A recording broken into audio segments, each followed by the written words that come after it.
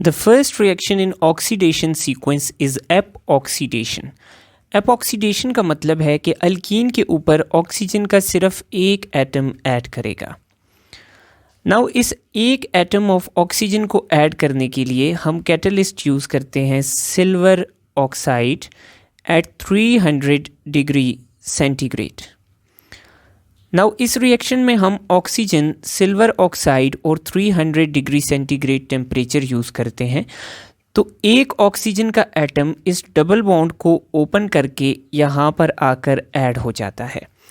सो resulting product जो हमारे पास बनता है उसमें ऑक्सीजन ऊपर है, तो इसको हम कहते हैं epoxide. Epi means above.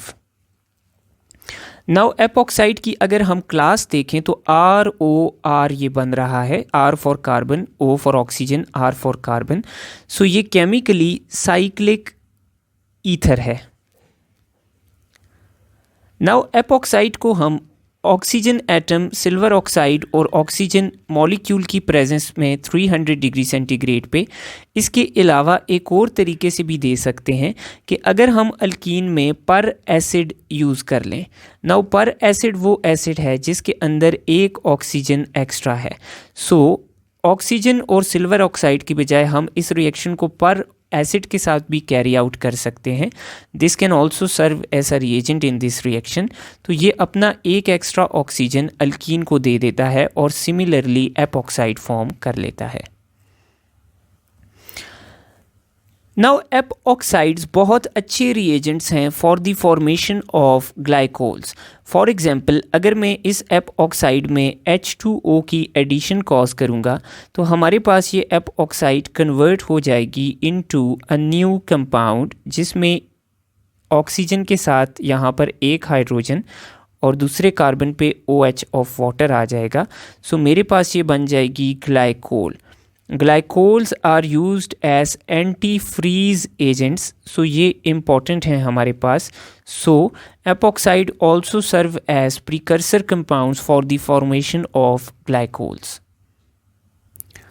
Now the second oxidation reaction is hydroxylation of double bond. So hydroxylation के लिए हम अल्कीन लेते हैं और 1% अल्कलाइन KMnO4 लेते हैं, which is a mild oxidising agent. So 1% alkaline KMnO4 को हम कॉमनली बेयर्स रिएजेंट भी कहते हैं। So it is also called bears reagent. So 1% alkaline KMnO4 alkyne के डबल बॉन्ड को हाइड्रोक्सिलेट करता है और डबल बॉन्ड की जगह दोनों कार्बन्स पे हमारे पास OH आकर अटैच हो जाता है ऑक्सीडेशन के रिज़ल्ट में। सो हमारे पास अल्कीन ऑक्सीडाइज होके कन्वर्ट हो जाती है again into glycols. Now 1% alkaline KMnO4 का जो अपना कलर है दैट इज़ पिंक। सो इस रिएक्शन में पिंक कलर ऑफ KMnO4 डिज़ोल्व्स और हमारे पास MnO2 बनती है जिसका कलर होता है ब्राउन। सो इस रिएक्शन के रिज़ल्ट में हमारे पास कलर चेंज आती है पिंक से ब्राउन। सो इस रिएक्शन को हम अल्कीन्स के टेस्ट के लिए भी यूज़ कर सकते हैं, that we will be discussing at the end of this session. The last oxidation and the most important and frequently asked in NMDCAT is ozonolysis reaction.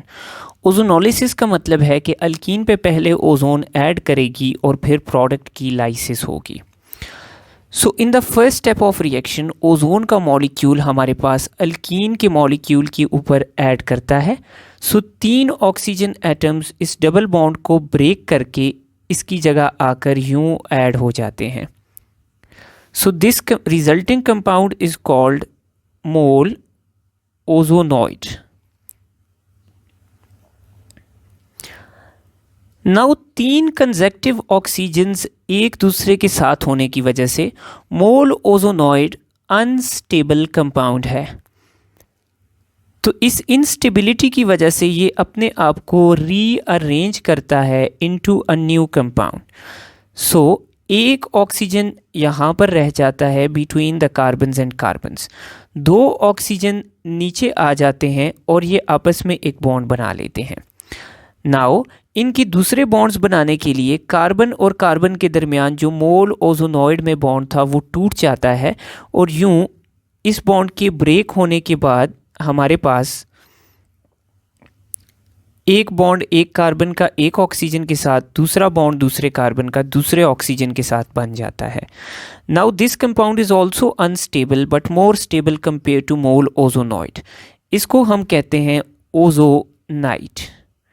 सो यूं फर्स्ट स्टेप में ozone add होके मोल ओजोनॉइड बनाती है और second step में मोल ओजोनॉइड चूंकि unstable है सो ये खुद को रीअरेंज करके कन्वर्ट होती है into ozonide.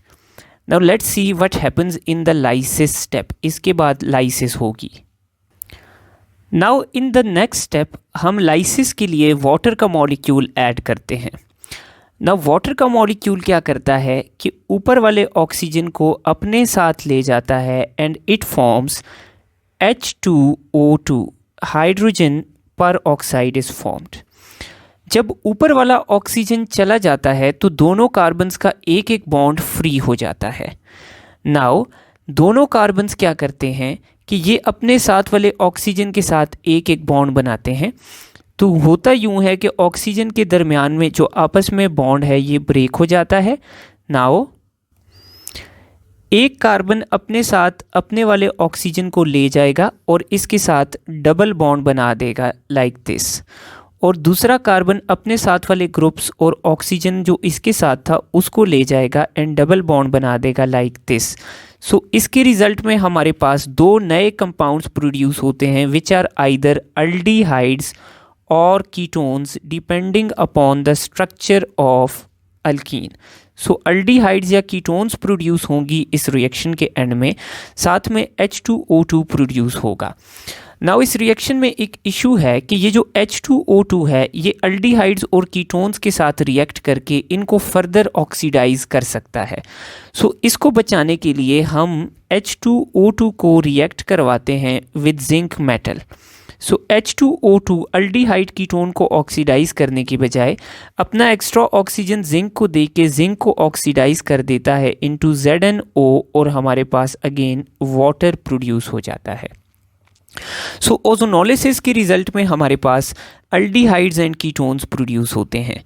Now the question that usually comes from ozonolysis is कि आपको स्टार्टिंग अल्कीन दे के आपसे प्रोडक्ट्स के नाम पूछते हैं या आपको प्रोडक्ट्स के नाम दे के आपसे स्टार्टिंग अल्कीन का नाम पूछते हैं। सो लेट्स सी कि how we attempt that questions.